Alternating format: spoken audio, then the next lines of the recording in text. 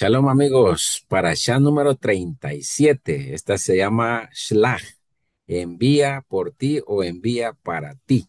Para hablar de este tema tenemos como siempre a nuestro invitado especial, Rabino Juan Pablo Osandón. Rabino, ¿qué tal? ¿Cómo está? Bienvenido.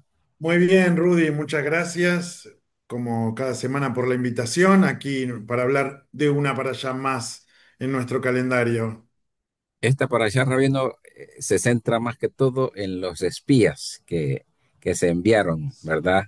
A recorrer o a reconocer la tierra de Canaán. De esto vamos a hablar más que todo. Y dice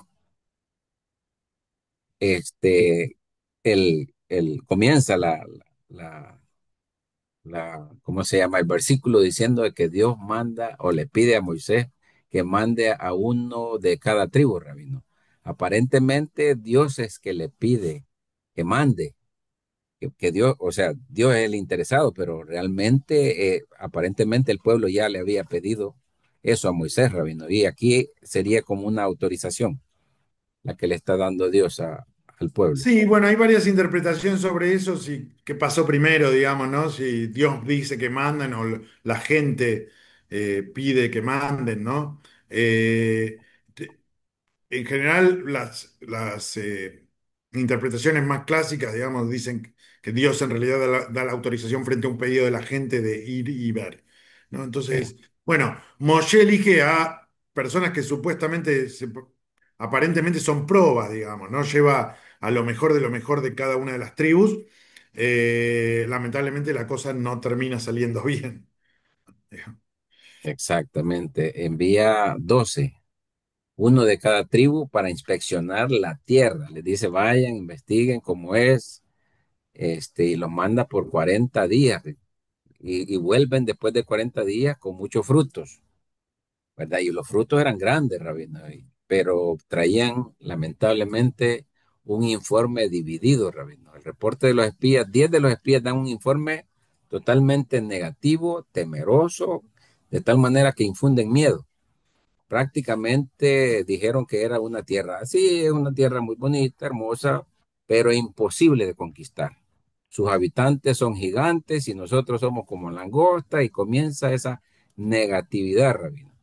Pero de en medio de ellos 10, o sea, son la mayoría, pues. Y luego Ujú. aparece Josué y Caleb, son los únicos que mantienen la fe y dicen, sí, podemos conquistarla porque Dios está con nosotros. 10 contra 2, Rabino. ¿Cómo se interpreta eso? Porque decimos lo que diga la mayoría, decimos, Sí, hay varias cosas acá, ¿no? Primero, vamos a centrarnos un minutito, digamos, en lo que ve el grupo, ¿sí? Porque hay dos interpretaciones respecto a lo que ve el grupo. Una que efectivamente las personas que vivían ahí eran un poco, eran más altas de lo normal o de la media, lo cual genera un poco de temor. Eh, la otra es que ellos, por su mente de esclavos, los ven más grandes de lo que realmente son. Ahora, independientemente de esto, lo que la Torá abre la puerta es a pensar que cualquiera tiene la posibilidad de ganar, digamos, entre comillas, para darle paso a sus deseos, independientemente de qué es lo que tenga enfrente. Lamentablemente, 10 de estos 12 no lo pudieron ver. Yoshua y Caleb, que son de los pocos de la generación de los esclavos que entran a la tierra de Israel justamente por los méritos frente a esta situación, logran ver una cosa diferente. Bueno, ¿por qué están los 12 viendo lo mismo y 10 ven una cosa y 2 ven otra? Bueno, eso pasa en todos lados. Este, sí, cualquiera, digamos, lo puede comprobar eso, ¿no? La visión de la realidad tiene que ver con la subjetividad personal. Y la subjetividad personal está fijada por las propias experiencias de vida y por lo que uno hace con esas experiencias de vida. Joshua y Caleb claramente habían podido reconvertir su experiencia esclava en una nueva experiencia de libertad y los otros no. Por eso se veían disminuidos frente a esta situación, ¿no? Bueno, por eso es muy importante que cuando tenemos una experiencia de vida significativa, podamos evaluarla de la manera correcta, para que no se quede en nuestro interior como una mochila, más que como una experiencia, Sí, ¿no? Creo que un poco va por ahí esta situación de lo que ocurre, ¿no? sí, pero me imagino, Revi, no es impresionante la situación porque el pueblo prácticamente entra en pánico y desesperación. Es Entra decir, en pánico, que le vengan a desesperación. decir con todo eso, ¿verdad? Lloran, se quejan y dicen que preferían volver a Egipto, Rabino. Es decir, 2 millones de personas, 2,5 millones de personas quejándose y con miedo y como, bueno, y como castigo Dios decreta que esa generación no va a entrar a la tierra prometida, Rabino, sino que iban a vagar 40 años por el desierto, un año por cada día que recorrieron la tierra. Ahí muchos podrían decir, Rabino, bueno, si hubieran ido 15 días, le hubieran dado 15 años. Es verdad, es verdad. Bueno, vos sabés que el número 40 igual en la tradición judía, siempre representa un ciclo completo, ¿no? Exacto, Además de una generación. En este caso en particular, había algo que completar que no era simplemente esperar que haya un recambio generacional, sino que había que completar realmente un cambio de mente, ¿no?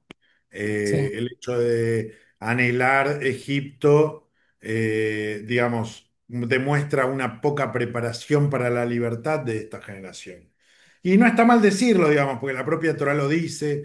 Creo que todos en nuestra vida en algún momento nos pasan cosas similares, que nos quedamos anclados a algo, y necesitamos hacer realmente un cambio profundo para salir de alguna visión que nos obtura, que no nos permite crecer, que no nos permite avanzar. Bueno, es un poco lo que le pasó al pueblo de Israel, ¿no?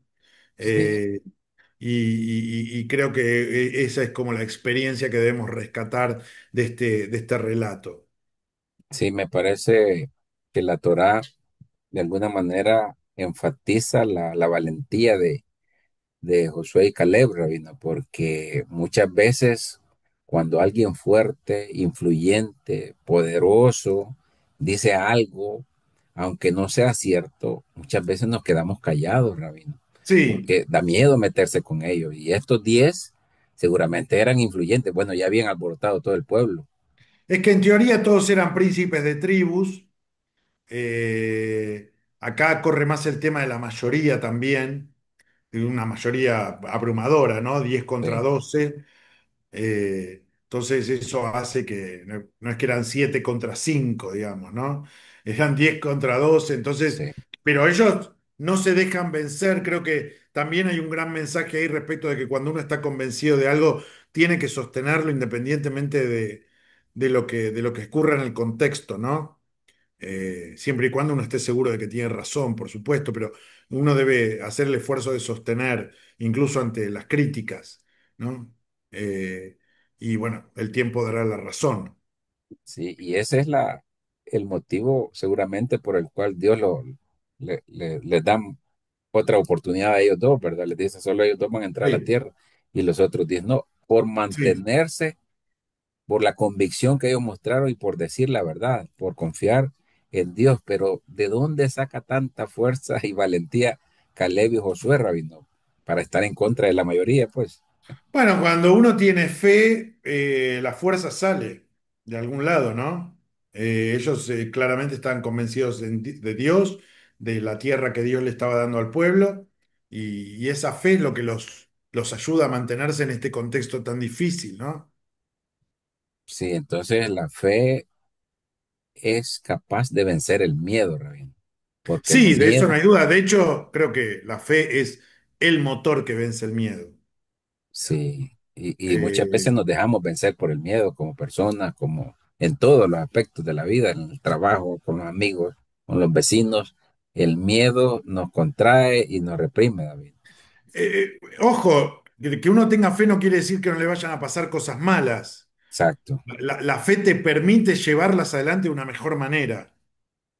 Todo el pueblo desespera, bueno, ellos no. Confían en que Dios va a estar con ellos, independientemente de lo que pase en el camino para conquistar esa tierra.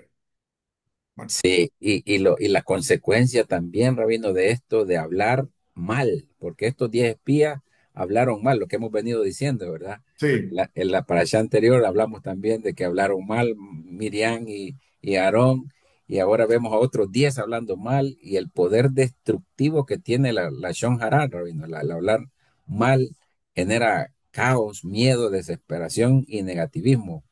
Y si No, y no, también lo que hablábamos la semana pasada respecto a cómo contagia, sí, digamos, la desesperación. La desesperación contagia, del mismo modo que contagia la alegría, viste que cuando uno ve a alguien riéndose, a veces ni siquiera se ríe del chiste, sino de cómo se ríe el otro, es verdad, ¿no? Pero la desesperación también contagia. ¿No? sí, Entonces, ante esta situación, hay un contagio masivo, una histeria colectiva negativa respecto a la Tierra, ¿no? Y bueno, es lo que termina pasando. Y bueno, el castigo de vagar por el desierto, ¿no? sí, impresionante, Rabino, porque un día como este, Rabino, de negatividad, de arrepentimiento por salir de Egipto y querer volver, marca otros hechos, Rabino, muy conocidos en la historia judía, es decir, un día como este de, de negatividad, y luego estaba leyendo que también la destrucción de los dos templos sucede en esa misma fecha, Rabino.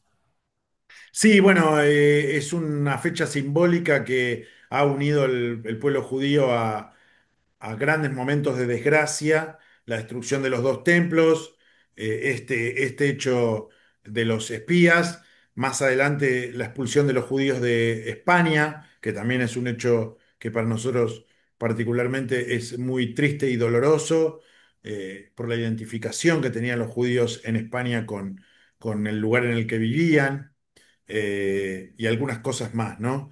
Y bueno, es el día más triste de nuestro calendario, el 9 del mes de Av. O sea que no es coincidencia ni casualidad, sino que, o sea, fue bien marcada esta Sí, sí, situación, sí. Sí, sí, por supuesto, sí. ¿verdad? Sí, sí. Interesante, Rabino, como el hablar mal, ¿verdad? De la situación o de otras personas, cómo puede generar problemas en el Sí. futuro. Ujú. Bueno, luego vemos leyes de sacrificios al entrar en la tierra, Rabino. Números 15, 2, 3 dice, cuando hayáis entrado en la tierra de vuestra morada, que yo os doy, y ofrezcáis a Hashem ofrenda encendida en holocausto o sacrificio para cumplir un voto o como ofrenda voluntaria. Eh, las ofrendas, Rabino, reflejan gratitud, compromiso, espiritualidad y conexión con Dios. ¿O cuál es la enseñanza que nos quiere dejar aquí la Torah con esto? Bueno, las ofrendas representan varias de las cosas que vos dijiste, o todas diría yo, pero de diferentes tipos de ofrenda, ¿no? Acá vuelve a tocarse el tema de la ofrenda de ascensión o Corbán Olá, Sí, en hebreo, ¿no? Que era el Corbán cotidiano, por decirlo de alguna manera, en el templo, el que se quemaba todo y se consumía en su totalidad. Bueno, aquí se vuelve a describir, pero básicamente es una redescripción de, de esto, simplemente para que no se pierda de vista que más allá de la condena de caminar por el desierto 40 años, esto no anula las cuestiones del pacto. El pacto incluía las cuestiones de culto, incluía la unión de Dios al pueblo de Israel, etcétera. Bueno, entonces por eso la Torá lo vuelve otra vez a remarcar, ¿no? ok. Luego viene una ley para separar una parte de la masa o masa como ofrenda, la Sí. halá, Sí, del bueno, primo. esto tiene que ver con la masa Ah, ok, del pan que, bueno, que originalmente se usaba en el templo, lo que normalmente en español se llama el pan de la preposición, ok, el ejempanim en hebreo, y que hoy se traslada al pan que comemos los viernes, y los sábados y en las comidas de Shabbat, ¿sí? Que es el pan trenzado, probablemente muchos lo tengan ubicado. Ese pan conlleva un ritual en su preparación, que viene justamente de aquí, que es el de separar un extracto de la masa, que originalmente se le daba a los sacerdotes en el templo, y hoy se quema en el, nada, en la propia cocina, estufa, se quema, ¿no? Para entender que no todo lo que producimos es nuestro, digamos, que tiene que haber una separación, que tiene que estar dedicada a Dios de cada una de las cosas que hacemos. Bueno, este ritual todavía se lleva hoy adelante en el amasado de la jalá. Interesante cómo lo van este, comprendiendo y adecuando a los momentos hoy en día, ¿verdad?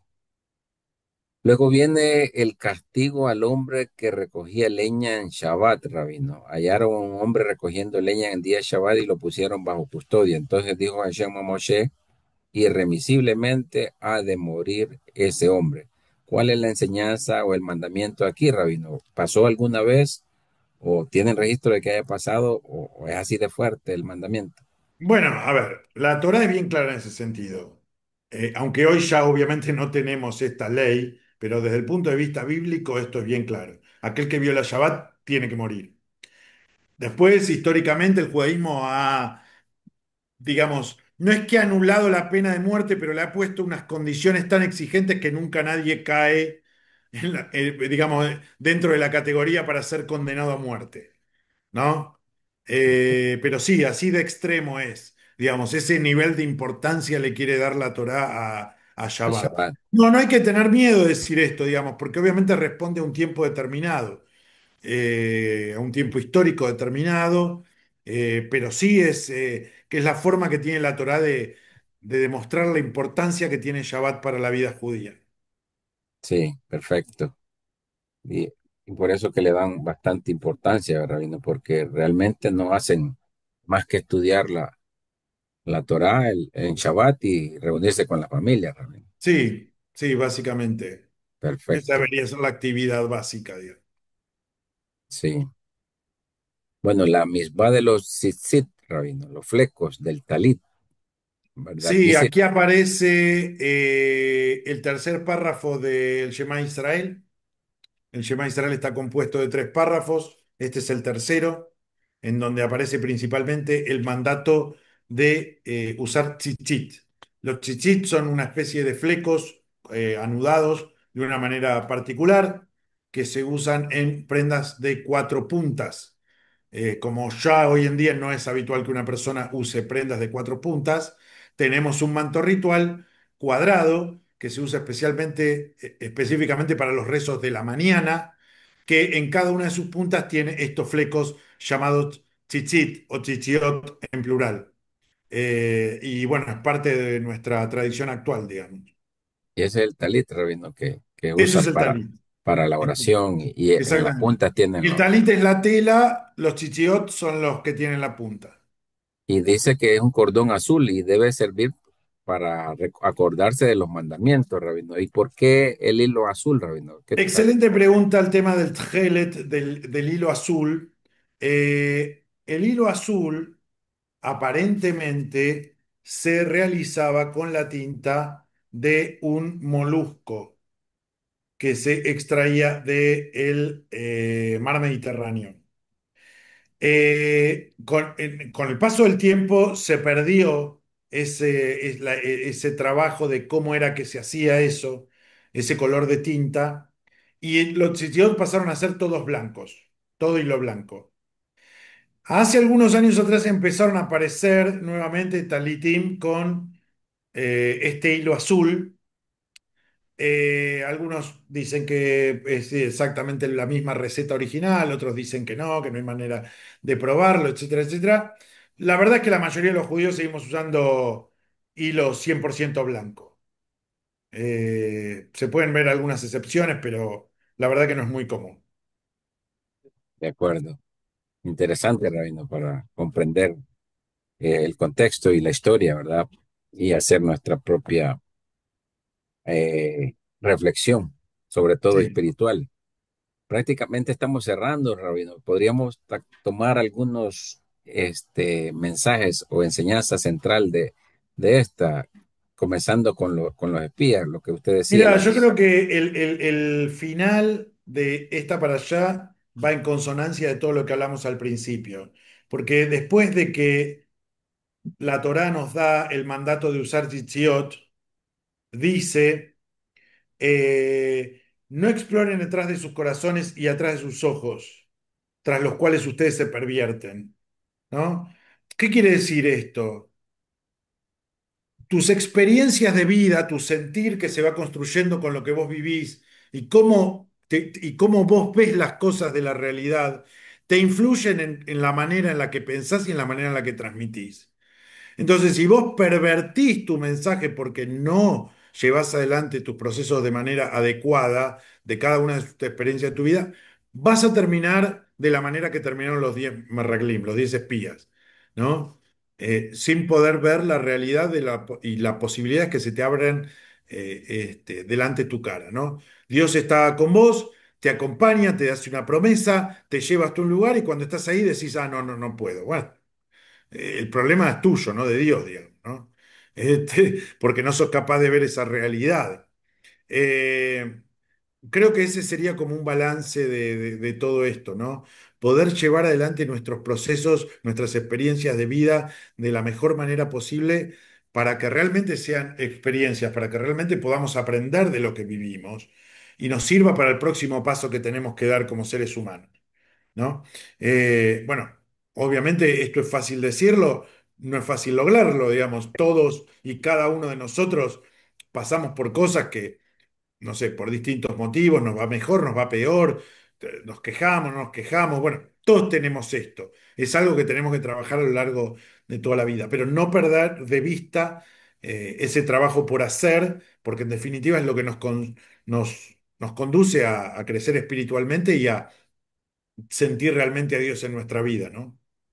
Sí, yo creo que el ejemplo que nos deja aquí la Torá es, y yo creo que todos quisiéramos ser como Caleb y Josué, ¿verdad? Pero para ello hay que tener confianza, hay que tener valor, hay que tener fe y quitarnos el miedo, ¿verdad? Porque seguramente vamos a tener críticas y mucha gente en contra, así Sí. como estos días influyeron en 2 millones de personas, ¿verdad? Pero Caleb y Josué sí supieron mantenerse por la confianza que tenían en Dios. Muy interesante, Rabino.